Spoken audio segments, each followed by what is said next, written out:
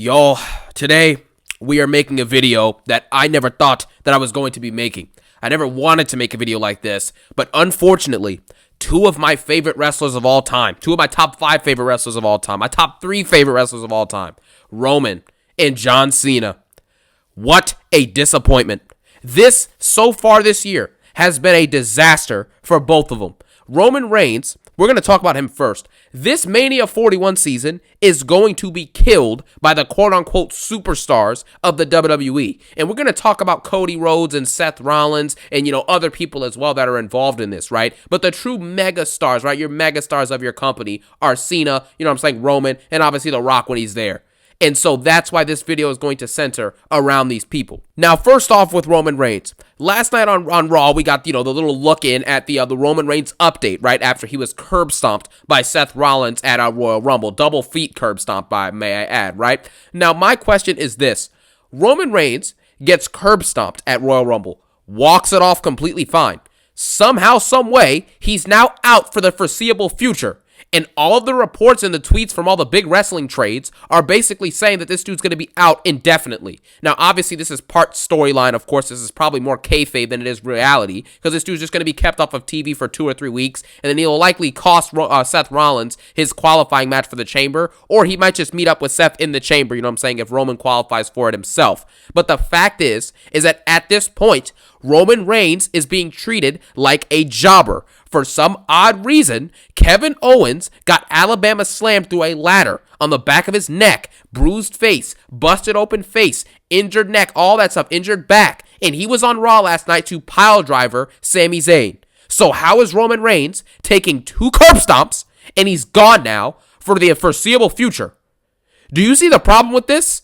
Clearly, Roman Reigns is able to be on the show, but they're making excuses to write him off. And at this point, I'm getting tired of it. This is your biggest star in your company, right? He's the dude who's been carrying this company on his back for the better part of the last 10 years. So how in the world are we now at a point where the dude who just had one of the greatest championship reigns of all time, if not the greatest, is now relegated to not only losing his belt to a jobber like Stardust, and now all of a sudden you fast forward, he gets pinned by Solo at Crown Jewel, powerbombed repeatedly on SmackDown, and now he's out indefinitely because of a couple curb stomps that he walked off completely fine afterwards? Are you kidding me? And on top of that, the whole OTC arc of Roman Reigns being a face and taking back what was his and, doing all these things and getting redemption, the redemption arc of the OTC Roman Reigns. Yeah, he beat Solo and got his Ulafala back. But what does that mean? Because looking forward to the trajectory of what's going to happen with this dude, he's not winning any gold in the near future, right? He's not going to. He's going to be probably doing a triple threat program with Seth Rollins and CM Punk at Mania 41. I hate to be the bearer of bad news, but quite frankly, I don't really care if Roman Reigns is feuding with Seth Rollins and CM Punk for Mania 41. I know I'm the Debbie Downer here in saying that, but it's just the simple facts. This dude just got done being champion for 4+ years. Why would I care if he's wrestling a triple threat versus Seth Rollins and CM Punk for nothing? There's nothing on the line. There's nothing that CM Punk or Seth Rollins could do at this point in their careers to ever eclipse what Roman has done. So now he's wrestling with 2 people who are clearly beneath him, and somehow he's probably going to end up losing this match. I'm telling you right now, if they do a triple threat, I doubt Roman Reigns wins this match. They're probably going to give the win to CM Punk because it's his first Mania in forever, and they're going to make him feel good. You know what I'm saying? But the truth is that Roman Reigns should be stacking Seth Rollins and CM Punk over each other like he did Daniel Bryan and Edge and pinning them in like 15 minutes. That's what should be happening, but that's not what's going to happen because now Roman Reigns' power has just eventually just gone down, right? He doesn't have the same abilities like he used to. He's not stacking people and pinning them. He's not destroying anyone anymore. He's just wrestling close matches with Solo Sikoa. I'm like, dude, you don't need Roman Reigns to win every match convincingly, but at some point, we have to do something about this. Since he's come back, he's had a few good matches. He's only had a few matches in general, but I thought the matches he's had, like the one with Cody at Bad Blood versus Jacob Fatu and Solo, the match that he had, I thought on January 6th, the Netflix premiere was pretty solid as well. So he's had his matches, and I think they've been solid. The War Games match was solid too. So he's had solid matches across the board since he's come back, but he hasn't been cutting promos. He's been getting jobbed out. He's getting written off of TV. He's barely been, developing any feuds or stories because he's not showing up to work, just like John Cena isn't showing up to work, and now it's getting egregious. Roman Reigns needs to be treated like the actual top star in the company that he is. You should have given him the World Heavyweight Championship, and maybe if you did that, you could have had Jay take it off him at WrestleMania. You know what I'm saying? A part 2 to their match at SummerSlam, or vice versa. You know what I'm saying? Something like that would have been more interesting than Gunther versus Jey Uso. And now after we're talking about Roman, we're now going to talk about John Cena. Now before we talk about John Cena, though, I do need to say Roman Reigns' future trajectory, if he does return and cost Rollins the match or goes to the Chamber and loses, and they do this thing with Punk and Rollins, ask yourself this question. Why does CM Punk hate Roman Reigns? Just ask yourself that question. Why does Roman Reigns hate CM Punk? Do you see what I mean? It's all forced. Seth Rollins got eliminated by CM Punk the other night, so he curb stomps Roman Reigns twice and then only punches CM Punk a couple times and then walks away? What is the logic behind this stuff? You know what I'm saying? It's absolutely egregious. You know, Seth Rollins has been playing the same character now for the last year. I hate this, I hate that, I hate this person, and then I lose to that person. I hate Drew McIntyre, and then I lose my belt to him. I can't stand The Rock and Roman, and then I lose to him at WrestleMania Night 1. I can't stand Roman Reigns. I can't stand CM Punk, and then he loses to CM Punk on Raw and Netflix. So what's the point? Do you see what I'm saying? It's getting egregious now. So Seth Rollins and Roman Reigns, I don't know what's happening with these dudes right now, but we'll talk about them later on. Now we need to talk about John Cena. John Cena, my favorite wrestler in the history of the company, right? It's either him or The Rock. And somehow, some way, we were promised a farewell tour. There were even rumors that John Cena was going to be a full-timer this year because it's his final year in WWE, right? Obviously, those aren't true. John Cena is not a full-timer this year. Heck, he's not even a part-timer. He's a once a month, once every 7 weeks kind of timer. So at this point, John Cena now has qualified for the Elimination Chamber on March 1st. What did he do to qualify for this spot? Nothing. Nothing. And the fact is that John Cena does not deserve to get a world championship shot at WrestleMania. You don't get to just declare to be in the match and you're just in the match. And people saying, oh, well, he was the runner-up at the Rumble, so the runner-ups now get Elimination Chamber spot. When has that become a rule? When does that become a thing until now? Now all of a sudden it's an idea and it's a rule because John Cena, you know what I'm saying, was the runner-up at the Royal Rumble and didn't win it. It's ridiculous. If CM Punk, shout out to CM Punk, by the way, for wrestling on Raw last night. Very respectable performance by him. Match wasn't great, but it was at least pretty decent. You know what I'm saying? It was all right. You know what I'm saying? And so for CM Punk to wrestle on TV, when Roman doesn't do that, Rollins is barely doing that anymore. You know, John Cena, right, is definitely not doing that at all, right? Drew McIntyre is going over to SmackDown to do some nothing feud with Damian Priest or LA Knight probably. So there you have that. I respect CM Punk for wrestling because we all know that John Cena and these other dudes are not doing that. And even though Seth Rollins is a workhorse in the ring, I'm not going to, discredit him for that. But the fact is that Seth Rollins now has just become boring. He's playing the same character. So how is CM Punk, who's 46, having to qualify and win actual matches versus people who wrestle consistently like Sami Zayn, and Cena just gets to declare he's in the match and he's already in it? Does that make any sense to anybody? No, it doesn't. And now John Cena is going to get a free ticket, probably going to win this match, and he'll end up going to WrestleMania to fight probably Cody Rhodes. And this is where the next problem comes in. Because, no, we're not done talking about Cena yet. First off, I don't understand why this dude's getting a pass for just taking a month and a half off and just telling us he's doing that before the Chamber. This is egregious. All these movies he's going to film, you know what I'm saying, these nonsensical shows, right? Like, if he's not doing Peacemaker, no one really cares what this dude is doing. Let's be honest with ourselves, right? He had a movie recently that came out like last year called like Ricky Stenicki. I'm like, what are you talking about? Ain't nobody watching no Ricky Stenicki.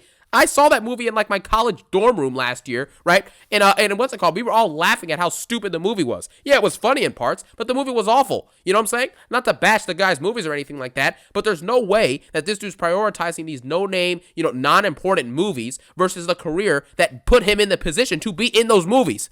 Do you see what I'm saying? John Cena of the WWE is John Cena. John Cena is the WWE, and vice versa, right? You get what I'm saying? So how in the world does John Cena have an opportunity in his final year ever in professional wrestling to be there consistently and show up and build these PLEs and build these matches, and he's not showing up at all? The John Cena schedule, right, the old John Cena schedule was him being there every week, and he doesn't even need to do that anymore. I'm fine with him not doing that, but at least be there once or twice a month, at least, on regular shows like Raw or SmackDown. At least be there twice a month and then show up for the PLEs. That's all we're asking. We can't even get that. It's embarrassing. Roman Reigns and John Cena's schedules, them not showing up, them not building feuds, them not building in any promos, and them barely wrestling is getting ridiculous. It really is, And it's not like Roman Reigns is going off to, film any movies or anything like that. And it's not like John Cena is filming any, like, big budget, super movies anyways. So I just don't understand this logic, man. Do you want to build a great Mania or not? because it all lies on Cena and Roman to do most of the heavy lifting. Just like The Rock and Roman and Cody did most of the heavy lifting for last year's building of Mania. So I expect the same thing here.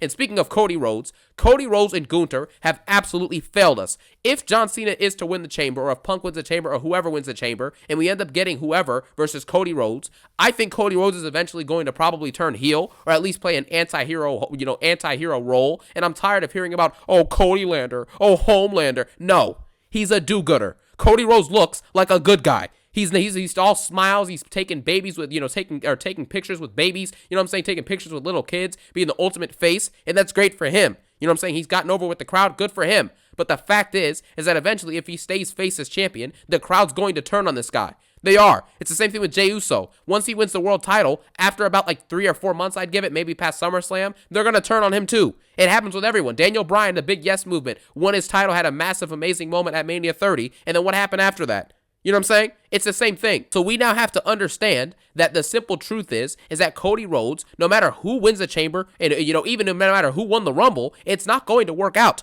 Cody Rhodes, yeah, in the Indies he had some decent heel runs, but since he's come to WWE, any moment he's tried to show anger or rage or vengeance or, heelish tendencies like he did at the Rumble versus Kevin Owens, it isn't believable. In my personal opinion, it just isn't. And Cody Rhodes is not going to be able to deliver on the mic. He's not building any feuds. He's not building any successful stories, right? Because his whole championship reign has been built off of bad promos and bad feuds. His feud with Solo was garbage. His feud with Logan Paul was trash. The feud with AJ Styles was underwhelming. And the feud with Kevin Owens had a couple good moments here and there, but for the most part, it was largely mid and underwhelming, and it should have been and could have been better. So how in the world are we going to rely now on Cody Rhodes as the main champion to potentially main event another WrestleMania versus someone who's probably going to be outclassing him on the mic and in every single aspect of the story and even possibly in the ring depending on who he fights? Do you know what I'm saying? Cody Rhodes and Gunther have screwed us. Just like Roman Reigns and Cena are slowly sucking the life out of WrestleMania 41 season, Cody and Gunther are doing the same thing because they're not delivering engaging feuds, they're not delivering engaging promos, and another thing that no one's talking about is that it feels like there's nothing on the line. It feels like there's nothing on the line because when you really think about it, there is literally nothing on the line. Last year at WrestleMania 40, Roman Reigns' 4-year championship was on the line, and Seth Rollins, he was battle-worn, he was kind of injured, you know what I'm saying, all that stuff, and he was the only world champion at that point, since the belt was introduced back in 2023, right? Or the revamp of the belt was reintroduced. You get what I'm saying? And so there was actually something on the line in the Drew versus Seth match and in the Cody versus Roman match because of the story that went along with both of those matches. Now you look at this Mania, let's just say hypothetically, right? We get Jey versus Gunther and like CM Punk versus Cody or Cena versus Cody. Even if Cody's a heel, what is engaging about either of those storylines I just listed out? Nothing. There is nothing interesting or engaging about any of that. You beating a guy who had the belt for 4 years in an epic moment where you have a bunch of cameos and all that stuff is great. It's grandiose, it's epic, it's worthy of a Mania main event. But can you honestly look yourself in the mirror and say that Cody Rhodes versus John Cena, a 44-year-old John Cena who's mostly, washed out in the ring at this point, that version of John Cena in the ring versus Cody Rhodes, mind you, John Cena is probably barely going to be there to build the feud or build the Mania main event, and you're telling me that's worthy of a WrestleMania main event? Are you kidding me? Jey Uso versus Gunther for the 4th time in the last 10 months is worthy of a main event. Come on, man. We just have to look at these things and be honest with ourselves. And when your champions like Cody and Gunther have done nothing to elevate these belts or make them mean anything, they've barely been wrestling. I mean, Cody's got 7 title defenses in like around a year at this point, like over 300 days. What has he done with that belt to elevate it? Nothing. What has Gunther done with the belt to elevate it? Nothing. So now if Jey Uso wins the world championship, or if Cena wins his championship, it's going to mean something, obviously, because it's his 17th. But if Jey Uso wins the belt, it's already largely predictable, because why else would they have Jey Uso win the Royal Rumble?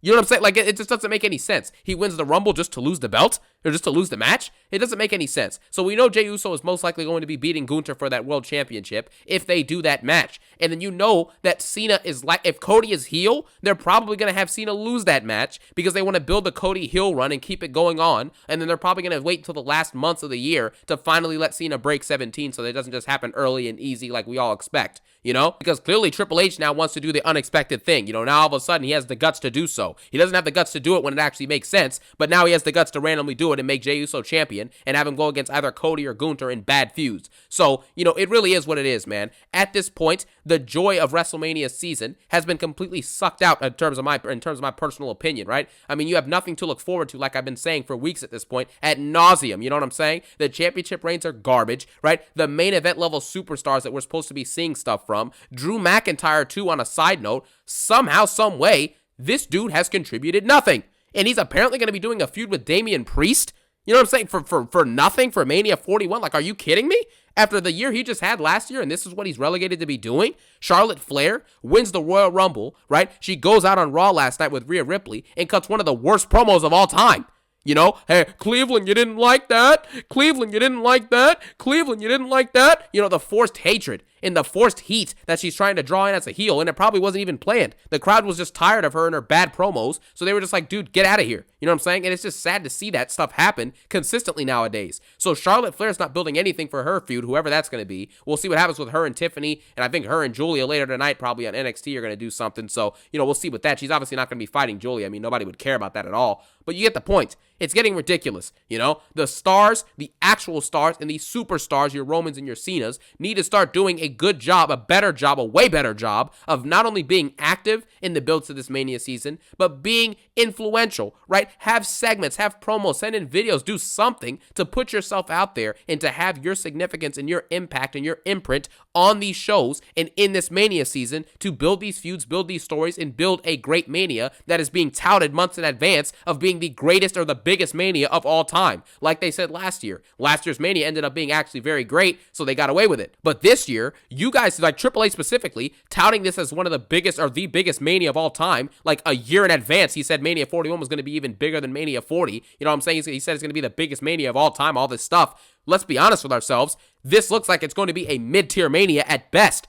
So all the hype going into it, your stars aren't doing anything to develop anything. Triple H obviously isn't helping us anyways with his booking decisions. So there you have that. I don't even need to talk about Triple H and his booking. And then your main superstars in each division have not done anything to build anything. And Cody Rhodes and Jey Uso are finna stink it up on Friday night in their promo too. So that's just the way I see it. But at the end of the day, we'll just see what happens as it plays out. But right now, like I keep saying, Mania 41 just looks doom and gloom. And the superstars are not doing anything to take it out of that position. So with that being said, that's going to wrap it up for this video. I thank you all so much for watching. And as always, I hope you guys have a phenomenal day. Peace out. One love.